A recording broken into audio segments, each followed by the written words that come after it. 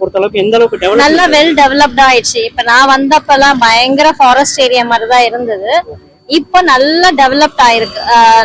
அதுவும் இல்லாம லாஸ்ட் இந்த 11 இயர்ஸ்ல வந்து பயங்கரமான டெவலப்மெண்ட். நான் வந்து எங்க அப்பா அம்மா வீடு வந்து ஓன் ஹவுஸ் தான் எங்களுக்கு. அப்ப நான் 4 lakhs வாங்கினேன். இப்ப அந்த வீடு 1 crore போகுது இங்க. ஆமா. இப்ப வந்து என்ன பட்ஜெட்ல வந்து இங்க ஒரு 1000 ஸ்கொயர் ஃபீட் வாங்கலாம்னா என்ன பட்ஜெட்ல வாங்கலாம்? Minimum 3.5 to 5. அதான் ஏரியா பொறுத்து. இப்ப NH1னா வந்து உங்களுக்கு வந்து 7,000 6,000 தான் மினிமம் 1 ஸ்கொயர் ஃபீட். NH2னா அப்படி போனீங்கன்னா அது ஒரு 4,500 5,000 அந்த ரேஞ்ச்ல வாங்கலாம். NH3 போனா அதுக்கேத்த மாதிரி தான். அப்போ ரயில் நகர் அந்த கூடலூர் அந்த மாதிரி போனீங்கன்னா 3,000 சம்திங் அந்த மாதிரி வரும். இப்போ ரயில் நகர்னா இந்த GST ரோட்ல இருந்து அங்க எவ்வளவு தூரம் வரும்? இங்க இருந்து மினிமம் ஒரு 3 to 4 kilometers வரும். 3 to 4 kilometersல என்ன பிரைஸ்ல விக்கிறாங்க?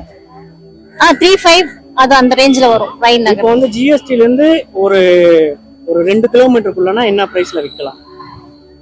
என்ன ரேஸ்னா 5,000 இங்க மினிமம். இப்போ 1 ஸ்கொயர் ஃபீட் போனீங்கன்னா ஒரு மினிமம் 5,000 இங்க ஆரம்பிக்குது. அவ்வளவுதான். கவர்மெண்ட் பாத்தீங்கன்னா ரொம்ப பீக்ல இருக்கு.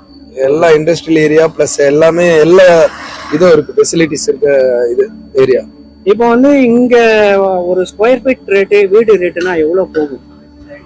ஸ்கொயர் ஃபீட் ரேட்னா இப்போதைக்கு எனக்கு தெரிஞ்சு அப்ராக்சிமேட்டா ஒரு ஸ்கொயர் ஃபீட் 7,000 to 10,000 கிட்ட எனக்கு தெரிஞ்சு அப்ராக்சிமேட்டா, எக்ஸாக்டா தெரியல, அப்ராக்சிமேட்டா. ஓகே. இப்போ GST ரோட்ல இருந்து ஒரு 2 கிலோமீட்டருக்குள்ள ஒரு லேஅவுட் ஒரு ஸ்கொயர் ஃபீட் வந்து ஒரு என்ன பட்ஜெட்ல போகும்னு நினைக்கிறீங்க? எவ்வளவு 2 கிலோமீட்டர்ஸா? ஆமா. GST ல இருந்து ஒரு வீடு சொல்றீங்களா லேண்ட் வந்து பாத்தீங்கன்னா எனக்கு தெரிஞ்சு ஒரு 25 to 30 lakhs கிட்ட இருக்கும்.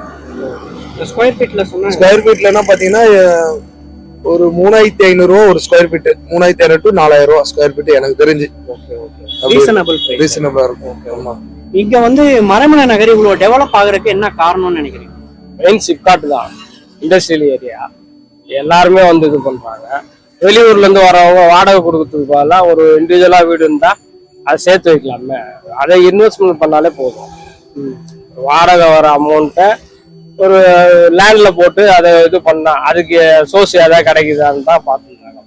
கொஞ்சம் கிடைச்சிது எல்லாம் வாங்கினாங்க. வாங்கினா எவ்வளவு போகுது? மினிமம் 6,000 ரூபா. மினிமம் 6,000 ரூபா. அதுக்கு குறைஞ்செல்லாம் கிடையாது. ஆனா நல்ல டெவலப்மெண்ட் இங்க. ஏன்னா இங்க இருந்து ரயில்வே ஸ்டேஷன்ல இருந்து இறங்கி நடந்து வர்றதுக்கே பயப்படுவாங்க.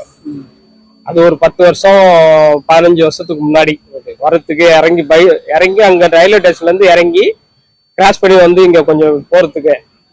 இன்னைக்கு அப்பெல்லாம் ஏன் விட்டாங்கன்றது, நான் இன்க்ளூடிங் மீ, ஏன் விட்டோம், ஒரு பிளாட் வாங்கி இருக்கூடாதா? எப்படி இருக்கு? வரும்போது நாங்க வந்து 2008ல வந்தோம். அப்ப இப்போ இந்த பஸ் ஸ்டாண்ட்ல அப்பதான் ஸ்டார்டிங். இதுக்கு பக்கத்துல எதுவுமே இல்ல. இப்ப மறைமலை நகர் எக்ஸ்டெண்ட் ஆகி இங்க இருந்து ஒரு 4 கிலோமீட்டர் எக்ஸ்டெண்ட் ஆயிடுச்சு. அது வரைக்குமே இப்ப மறைமலை நகர் தான் சொல்றாங்க. ஓகே. இப்ப மறைமலை நகர்ல வந்து லேண்ட் ரேட் எல்லாம் எவ்வளவு இருக்கும்னு நினைக்கிறீங்க? அதாவது அது ஏரியா பொறுத்து. NH1ல வந்து 10 போகுது பர் ஸ்கொயர் ஃபீட்.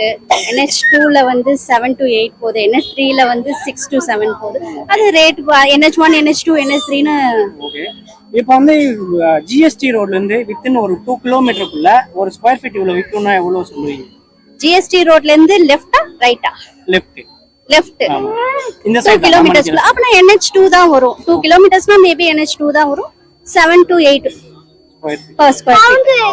அதாவது 7 to 8 னா 7,000 to 8,000 per square feet. Maraimalai நகர்ல எந்த